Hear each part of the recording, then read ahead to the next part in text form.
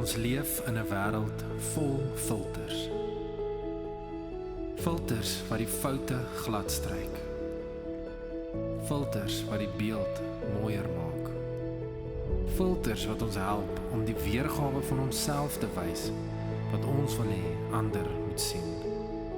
Maar agter elke filter is 'n regte mens. 'n Mens wat soms druk voel, soms moeg is, soms onseker is oor wie hulle werklik is. Wat as ons grootste geestelike stryd van ons tyd nie sonde is nie, maar voorgee. Voorgee dat ons reg is, voorgee dat ons sterk is, voorgee dat ons alles onder beheer het. Jesus het nooit so geleef nie. Voordat hy iets gedoen het, voordat hy homself bewys het, voordat hy 'n enkele wonderwerk verrig het 'n stem gesê: Jy is my geliefde. Nie oor wat hy gedoen het nie, maar oor wie hy was. Hierdie reeks is 'n uitnodiging om die val self wat ons gebou het neer te lê, om uit te stap uit prestasie, vergelyking en druk, om die verborgde plekke in die lig te bring, om weer die vryheid van emosionele eerlikheid te ontdek, om oorgawe bo selfgenoegsaamheid te kies. Nie selfverbetering nie, maar heelheid. 'n Lewe met niks om weg te steek nie, niks om te bewys nie, niks om terug te hou nie, ongefilterd.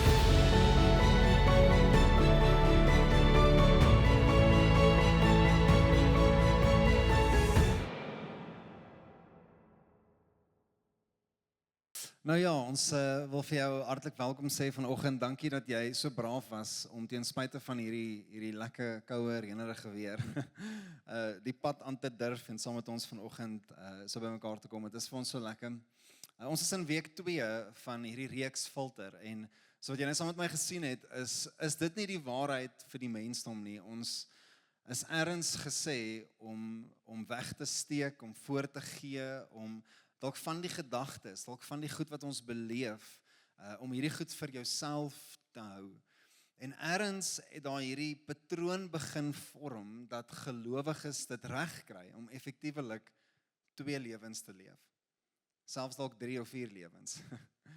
En dit is hierdie patroon, dit is hierdie filters, wat wanneer ons na die skrif toe gaan, wanneer ons na die woord toe gaan, wanneer ons in God se teenwoordigheid staan, dat ons hierdie filters raak sien. En dan die werk om daai filters af te trek, begin. En so ek wil gou vanoggend, ek weet nie of het iemand al vir jou ooit hierdie vraag gevra nie, maar ek dink daar's altyd 'n eerste vir als. Is jy vanoggend heilig? Ons seentjie was vanoggend heilig, maar ek weet nie of dit tel nie. Is jy vanoggend heilig? Het iemand jou al dit gevra, is jy heilig? Voel jy heilig vandag? Enigiemand? Niemand? Kom wil jy nou nie hande opsteek nie?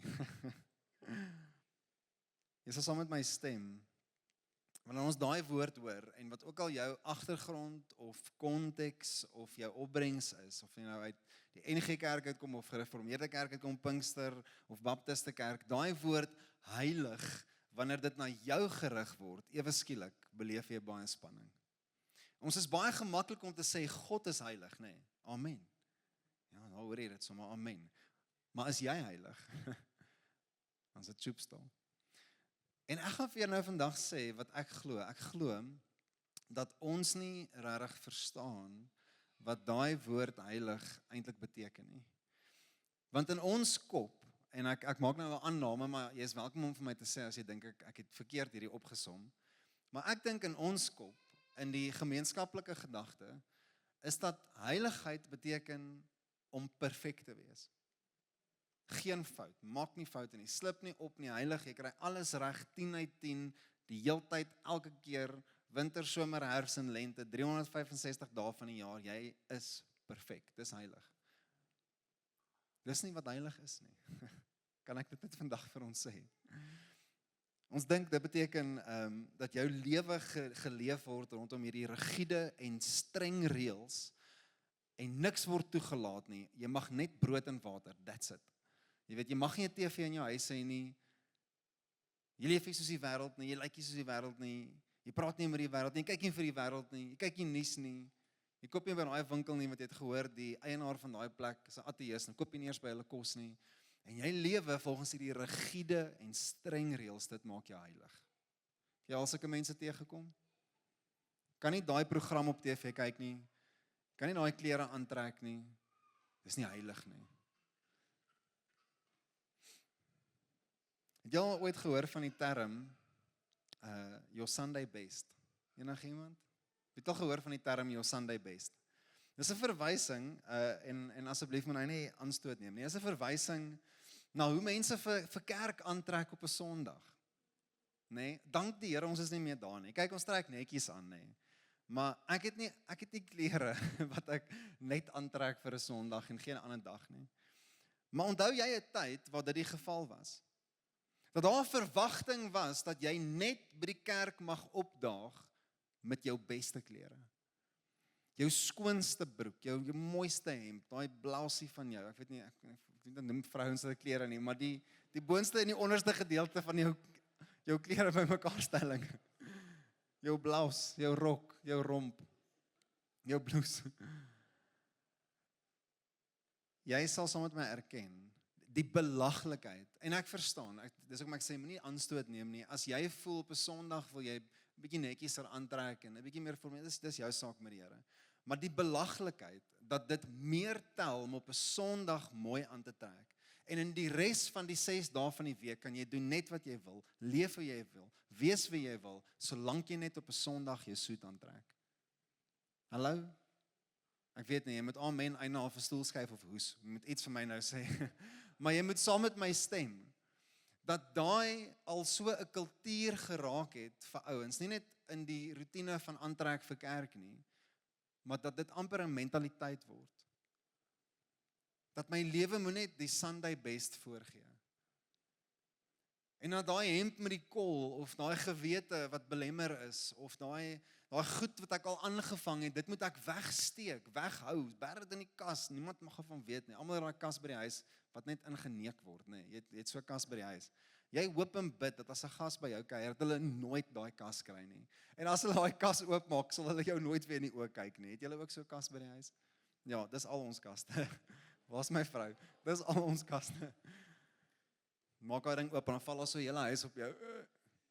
Ons lewe met hierdie spanning as gelowiges dat ons moet wegsteek, weghou, want hierdie goed is nie heilig nie. Ons moet die heiligheid voorgee. En dan kom daai baie bekende Engelse woord, hypocrite. 'n Hypocrite. Het iemand ooit vir jou gesê jy's 'n hypocrite? Dit is interessant, 'n hypocrite sê nie is iemand met foute nie. 'n Hypocrite is iemand wat voorgee asof hulle nooit foute het nie. Hulle leef een ding en sê iets anderste. Klink dit nie maar vir jou soos die Sunday best theology? Die denkrigting van lyk net reg op 'n Sondag. Dis al wat tel. Daai ongelukkige vriende, dink ek is die probleem. Ek wil vandag saam met jou kuier oor wat heiligheid beteken. En wat dit beteken om heilig te wees, heilig te leef.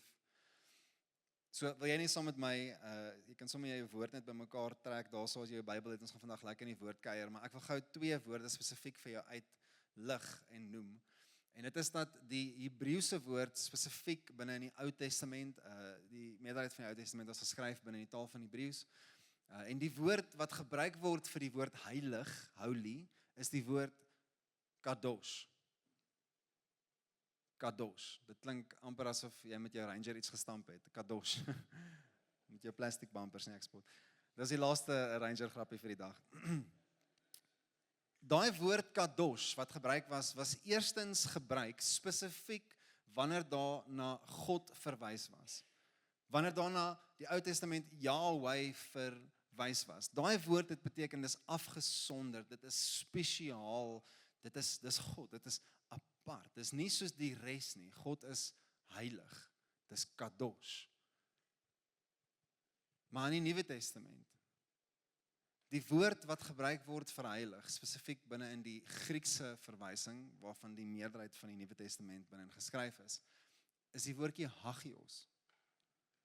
Nou hagios beteken ook afgesonder, en dit beteken anders as die eerste een in die Ou Testament, beteken rein en ook dan toewyding aan God. So hier wil ek gou vir jou 'n paar goed sê. Ons moet gou sin maak van hierdie ding, want anders te gaan ons gaan baie spanning beleef wanneer ons nie verstaan wat heiligheid eintlik veronderstel is om te wees nie. Heilig is nie 'n opsomming of 'n beskrywing dat iets perfek en foutloos is nie. Heilig is eintlik 'n verwysing dat dit vanaf God is. Dis wat heilig beteken. Heilig beteken dis nie mens gemaak nie. Dis nie deur 'n mens aan mekaar gesit nie. Of dit word gebruik vir God se wil. Dit word afgesonder, it's for the use only of, dit word geringfence, gebind, dat die ding gebruik word vir God. So, nou het ons 'n uitdaging. Ouens beleef dat daar 'n sekere plekke wat nou heilig word, holy places, nê. Dat die kerkgebou is heilig. Jy het dit al beleef, nê. En ons spandeer baie geld met baie duur materiale om hierdie ding te beplak en te bespoeg en te wat ook al, met daai baie mooi vensters, daai mosaïek vensters in goud, en dit moet net baie duursaam lyk. Hoekom? Want hierdie plek is heilig. It's a holy place. Kom ons by mekaar in 'n skoolsaal, en ons is net te dankbaar, ons het 'n plek waar ons kan aanbid. En ek het 'n saak met wie hierdie mure gebou het. Dank die Here, hierdie mure staan hier. Maar die probleem raak dat ons die goeters wil heilig maak en heilig verklaar, maar ons misverstaan wat dit eintlik voor gebruik moes word. Met ander woorde, hierdie gebou is nie heilig nie. Dis wat hier binne gebeur wat heilig is. Want dis nie mens gemaak nie. Hierdie gebou, die NG Kerk by die pad af, die AGS by die pad af, die Pinksterkerk, die wat ook al, elke liewe een van hulle gebou is mens gemaak. God het nie daai gebou gemaak nie. Sal jy saam met my stem? Hallo, julle moet nou saam met my. Sal jy saam met my stem? God het nie hierdie gebou gemaak nie. Maar dit wat hier gebeur hier binne, is gerig op God. Dit wat ons vanoggend beleef het in aanbidding en intree vir ons wêreld en gebed en om ons harte voor sy teenwoordigheid neer te lê, daai is nie mens gemaak nie, dis heilig. Die plekke is nie heilig nie, dis wat hier gebeur. Ek wil vir jou hierdie spanning met jou deel.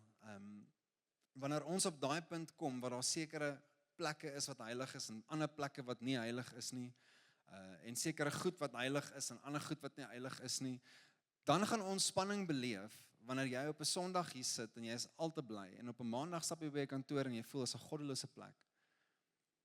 Is 'n goddelose plek, met goddelose mense, almal is gebroke, almal is verwoes, ek wil nie daar wees nie. Happy om by die kerk te wees, baie lekker daarso. By die kantoor, sielsongelukkig. Nee. Of hier sit jy by die kerk, so rustig, ons praat van liefde, is amazing, ry jy uit, sodra hy taxi vir jou inry, en jy woorde noem wat amper klink soos tale praat, maar dit is nie heeltemal nie. Jy weet, dan beleef jy na die tyd so sleg, jy beleef, nou is ek so skuldig, jy weet, ek beleef nou al hierdie emosies.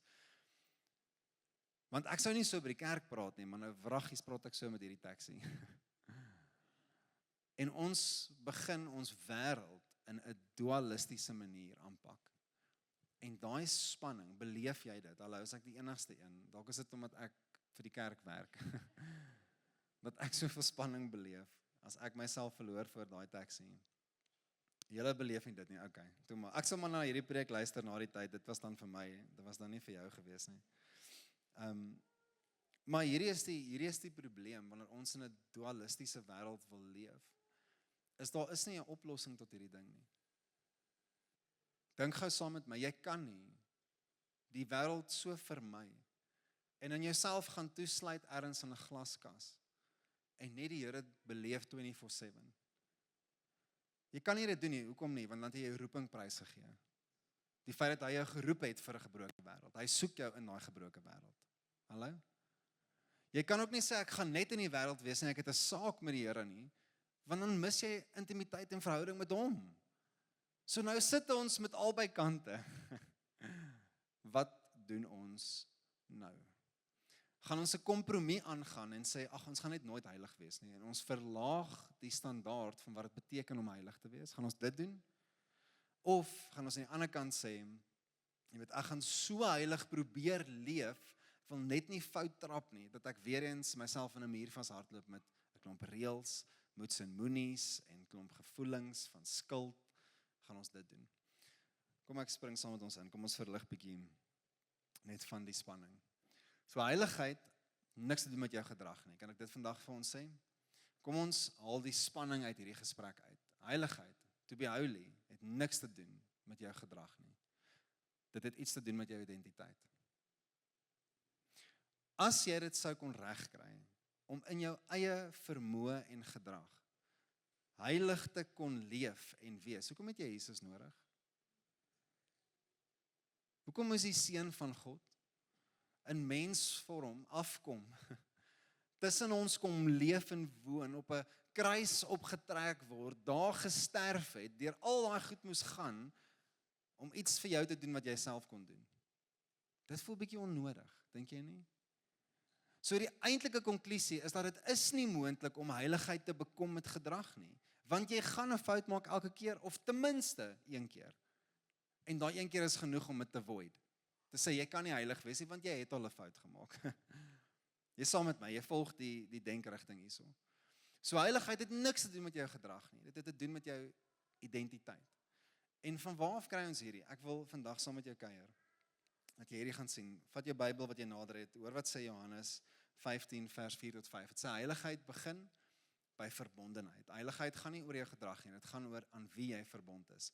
Onthou, hagios, die woord heilig in die Nuwe Testament, beteken toegewy aan God. Dis wat heilig beteken, wanneer ons iets afsonder, eenkant sit, vir die gebruik van God se doel. Dis heilig. Lees gaan saam met my. Johannes 15 vers 4 tot 5, het sê die volgende. Say, remain in me, and I in you, just as a branch is unable to produce fruit by itself, unless it remains on the vine. Neither can you unless you remain in me. I am the vine, I am the branch, and you are the branches, and the one who remains in me, and I in him, produces much fruit, because you can do nothing without me.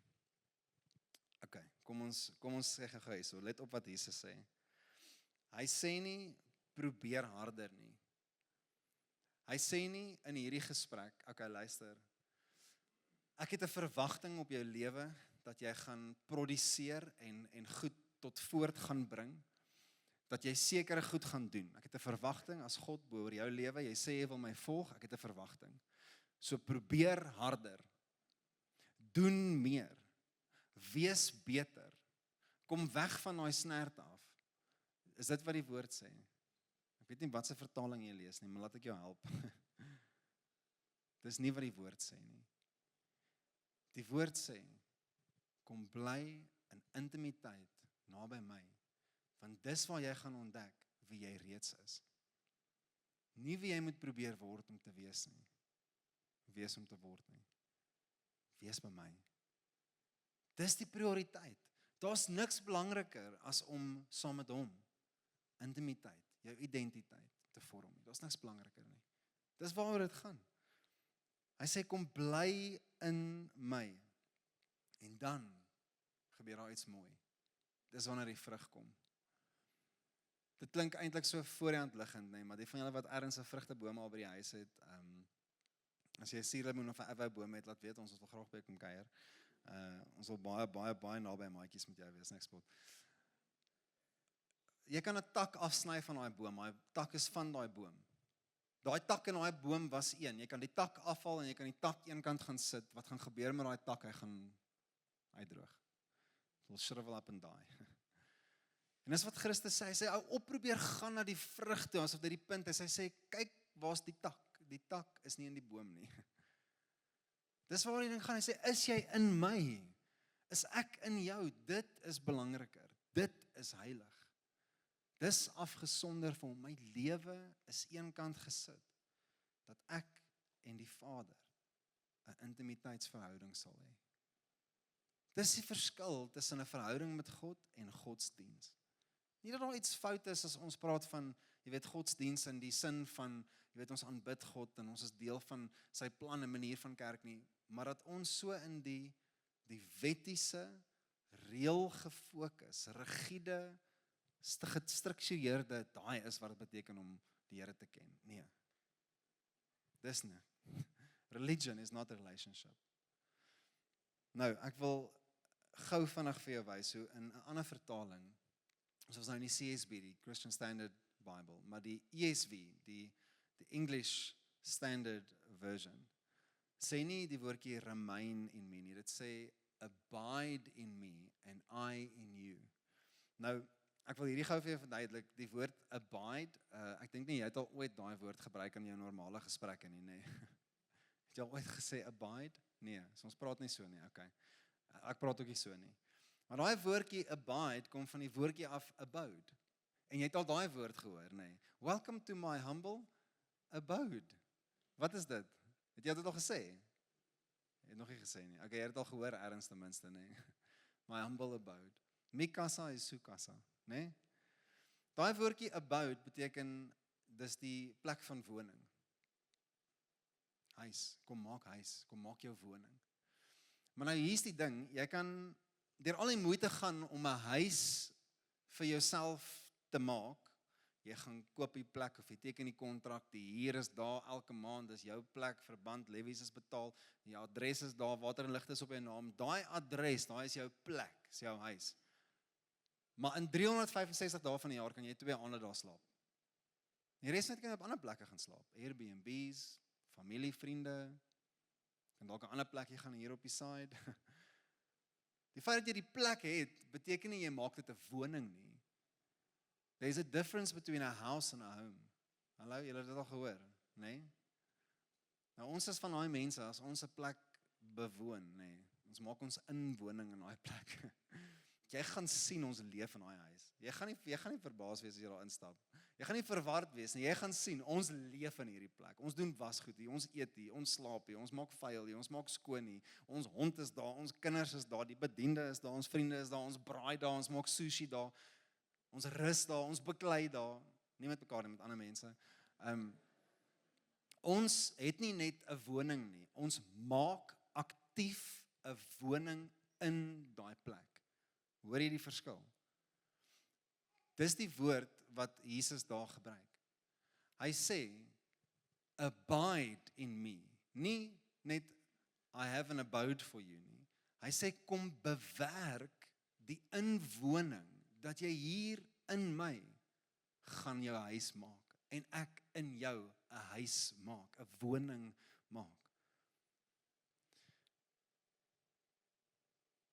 Sien, dit is die spanning tussen identiteit en gedrag. Dis die spanning wat ons beleef, is ek wil lewe soos wat Jesus wil hê ek moet, maar ek maak die foute, of ek tree nie altyd so op nie, of ek dink nie altyd daai gedagtes nie, of ek vang myself uit, of ek stel myself te leer, of ander mense naderhand wys vir my die goed uit, en sê, maar ek dog jy's 'n Christen, en nou kom jy met hierdie goed, en nou beleef ons hierdie absolute skuld en skaamte. Was dit net ek? Okay, weer eens, dis nie julle nie. Ek wil jy moet gou vandag saam met my net hieroor dink, en hopelik help hierdie manier van dink jou in die toekoms. Dis dalk ietsie wat jy kan naby trek, wanneer jy dalk 'n bietjie van hierdie goed beleef. Jy voel ek fail as 'n Christen, ek voel almal anders te kry hierdie geloofding reg vir my, ek weet nie. Jy weet, ek het soveel emosies, ek wil dit doen, maar ek weet dit nie. Miskien help hierdie jou. So, in hierdie oomblik nou, as ek jou moes vra, wat dink jy, sien God as hy na jou kyk? Wat sal jy sê?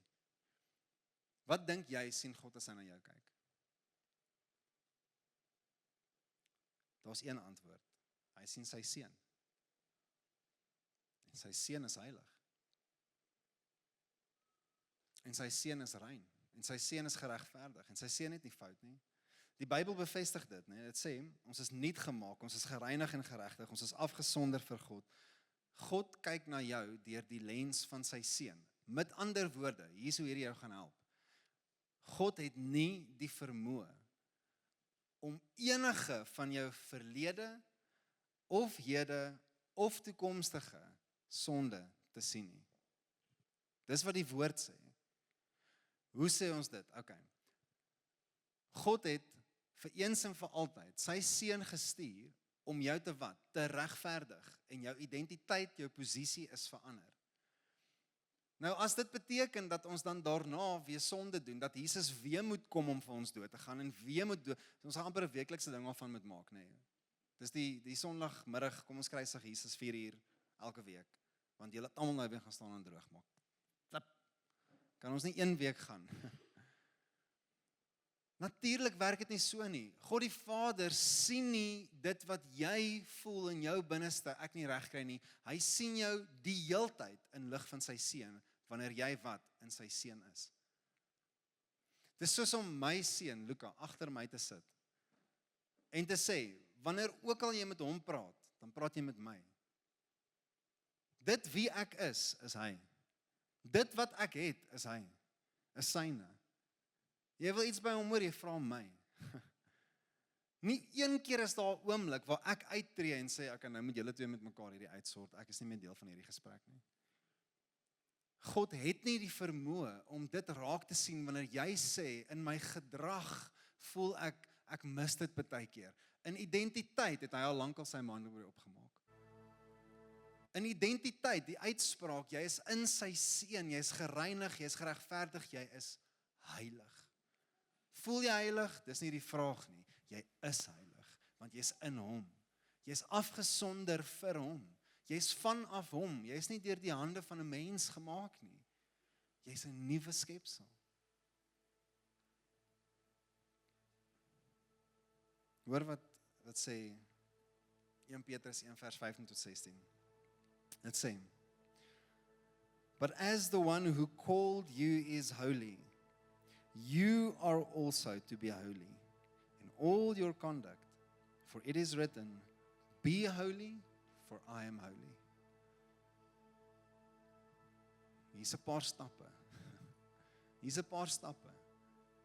Dit sê nie in jou gedrag moet jy heilig wees sodat jy ergens heiligheid kan bekom nie. Dit sê wees heilig soos die een wat heilig is. Dis 'n identiteitsuitspraak en dan volg dit deur alles. Dit syfer deur, dit loop uit. Ons kantore het 'n Vrydag oorspoel. Ergens het waterpype gebars. Hulle vee liters, honderde liters se water uit ons matte uit. 2 minute later dan lê dit weer so diep. Dan dink jy van waar kom al hierdie water? Dit het ingesyfer, deurgeloop. It literally lives in the fibers of that carpet. Dis wat gebeur met jou. Wanneer jy in hom is en hy in jou is, dit loop in elke area van jou lewe in, maar dit vat tyd. Dit kan nie net gebeur in 'n oomblik en dan is dit verby nie. Kom ek verduidelik dit vir jou so, miskien help hierdie jou. Gaan terug na daai slides vir my. Julle moet op my PowerPoint klik en dan bly net gou daar. Hierso. Hier is die verskil. Verlossing, as ons praat van salvation, dit het in 'n oomblik gebeur. In 'n oomblik, jy's gered. Soos wat jy hier sit, as jy sê, ek glo in Jesus Christus, hy is my koning, hy is my redder, jy's in 'n oomblik gered. Vir eens en vir altyd. Dis die reddende krag van Jesus. Dit is die kruis, dis die opstanding. Amen. Dis verlossing. But sanctification, heiligmaking dan daarna, is 'n proses. Dis 'n proses. Dit is wanneer ons identiteit nou begin die drywende stem word agter hoe ek lewe. Dan kan ons daai spanning uithaal. Jy's reeds heilig, jy's reeds in die volle beeld van Christus gemaak. God sien jou soos hy seun sien. Daar's vryheid waar die gees van die Here is, daar is vryheid. Ontdek nou wie jy is. Wanneer jy 'n fout maak, wanneer jy val, wanneer jy nonsens aanjaag, hanteer dit soos wat jou aardse ma of pa jou hanteer het toe jy 'n klein kind was, of ten minste soos wat jy gehoop het hulle gaan. Tel hulle op, dis okay. Sal leer, sal weer probeer, dis okay. Jy is nie jou foute nie. Jy hoef nie voor te gee nie, jy hoef nie jou Sunday best aan te sit nie. Wees eerlik. Gaan staan voor die Here, sê vir hom, hier is plek in my lewe. Hier het ek jou hulp nodig. Ek kan nie hierdie ding self doen nie. Ek is in die moeilikheid nie.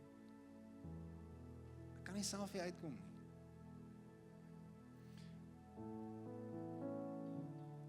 Ek wil jou met 'n paar gedagtes los.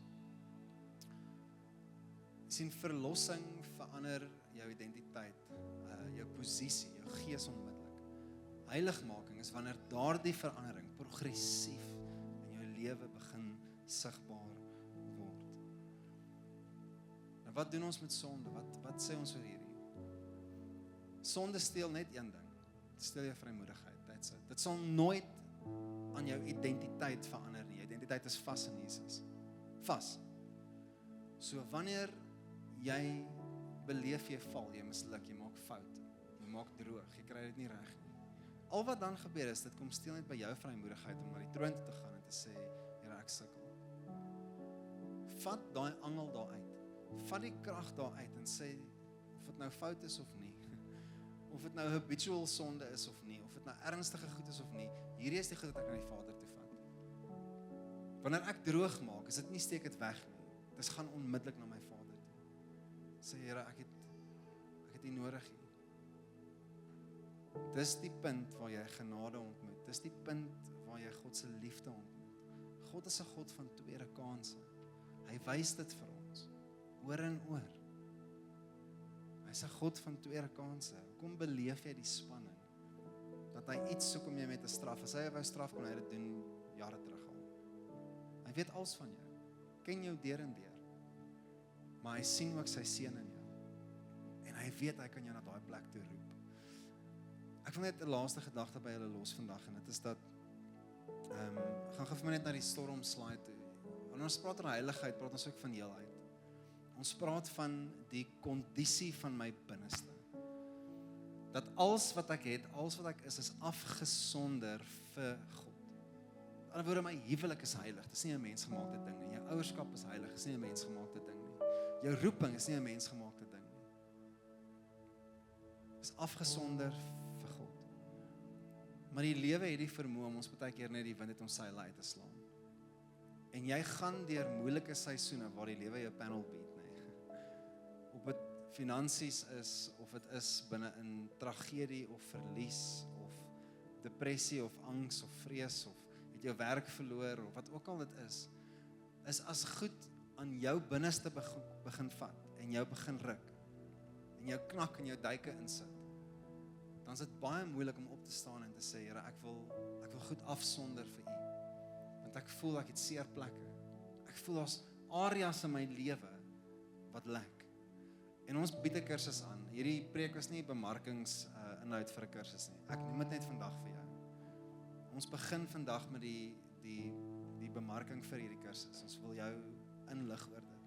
Maar as jy hier sit vandag en jy voel, die lewe het jou al so gepanel bied, dat jy amper nie eens normaal kan funksioneer nou nie, met die angs en die stres en die depressie en die moeilikheid waarin jy sit, dan is hierdie iets vir jou, waar jy kan sê, luister, ek word hierdie hulp, asseblief, dis vir jou. Dis op ons Linktree, dis aktief, jy kan daarvoor gaan registreer en inskryf. Ek wil jou vandag los met hierdie, ons gaan vandag ietsie saam doen, gaan vir my asseblief na die olie, die laaste prentjie toe. Daar's ietsie in hierdie beeld, binne in die woord, waar olie gebruik was om die heiligheid van iets, die waarde van iets, die reinheid van iets te kom verteenwoordig. Konings was gesalf voordat hulle sou heers. Hulle sou 'n koning aankondig, daai koning nader bring en hulle sou hom met olie salf om te sê hierdie koning is afgesonder, eenkant gesit vir 'n taak. Sou dit vir 'n koning gedoen het.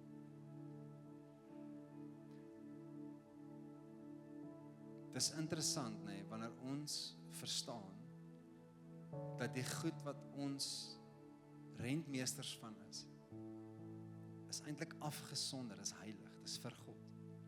Dis interessant wat gebeur wanneer ons eintlik net daai fisiese daad van gaan salf dit.